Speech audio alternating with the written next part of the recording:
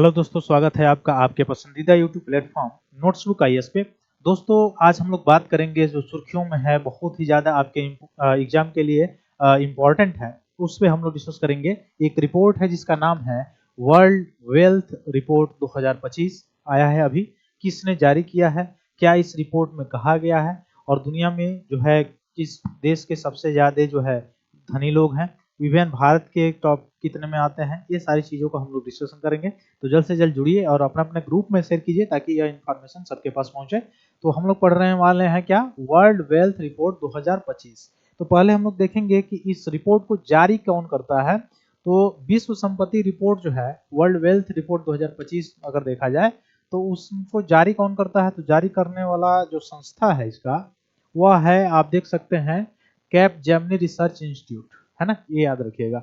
तो जारी करने वाली संस्था क्या है, कैप जेमिनी रिसर्च इंस्टीट्यूट, इसके द्वारा जारी किया जाता है वर्ल्ड वेल्थ रिपोर्ट। तो 2025 वाला रिपोर्ट इसने ही जारी किया है, कैप जेमिनी रिसर्च इंस्टीट्यूट, याद रखेंगे आप लोग। ये रिपोर्ट किसने कौन सा रिपोर्ट जारी किया है, वर्ल्ड वेल्थ रिपोर्ट को जारी किया गया है, ठीक ना। तो भारत में कहा गया है कि 2024 में उच्च निवल संपत्ति वाले व्यक्ति की संपत्ति में 8.8% यानी 8.8% की हाइक देखी गई है, इंक्रीज देखी गई है, वृद्धि दी गई है, माने वृद्धि देखी गई है, ठीक ना। पिछले साल के अंत तक 1.5 ट्रिलियन डॉलर की कुल संपत्ति के साथ 3,78,810 करोड़पति यहाँ पे शामिल थे।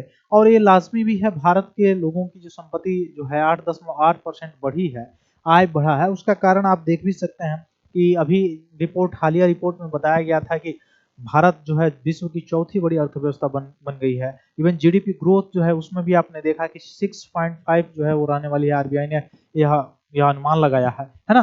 तो वो सारी चीजें जो है यह इसको कहीं ना कहीं बिल्कुल दिखाई दे रहा है इसमें। तो विश्व धन रिपोर्ट जो है यानी वर्ल्ड वेल्थ रिपोर्ट कौन जारी करता है, कैपजेमिनी रिसर्च इंस्टीट्यूट द्वारा जारी किया जाता है। इसमें कितने देश, 71 जो है कंट्री इसमें शामिल है, ठीक है ना।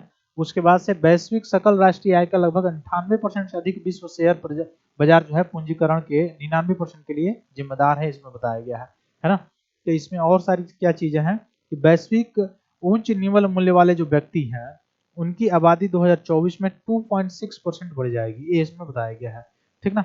तो 2.6% उनकी आबादी बढ़ने वाली है, ये सारी चीजें इसमें बताया गया है।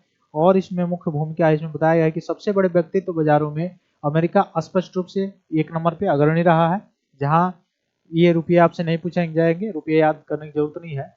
देश की HNWI जो है वो 7.6 से बढ़ के 7.9 मिलियन हो गया है, ठीक, ये याद कर रख सकते हैं आप। धन संपत्ति का प्रभुत्व अगर देखा जाए तो सभी स्तरों पे फैला हुआ है, ये उसकी बात की जा रही है, यूएसए की बात की जा रही है, ठीक ना। एशिया प्रशांत क्षेत्र में अगर देखेंगे तो भारत और जापान सबसे आगे रहे हैं इसमें, जहाँ दोनों देश 5.6% की वृद्धि दर्ज की गई है। तो जापान में भी और इस और मुख्य रूप से देखेंगे तो भारत में भी, दोनों जगह कितना 5.6% की वृद्धि दर्ज की गई है, ठीक ना, इसको याद रखेंगे। फिर इसके विपरीत देखेंगे तो चीन में नकारात्मक वृद्धि दिखाई गई है, इसमें 1.0% की जनसंख्या में भी गिरावट आई है इसमें, ठीक। तो ये सारी चीजें हैं इसमें, ठीक। वैसे ही पड़ोसी करोड़पतियों के बढ़ते वर्ग की उपस्थिति पर भी इसमें प्रकाश डाला गया है इस रिपोर्ट में। तो ये सारी चीजें थी। फिर मिलते हैं हम लोग अपने अगली क्लास में, तब तक के लिए बहुत बहुत धन्यवाद दोस्तों, जय हिंद।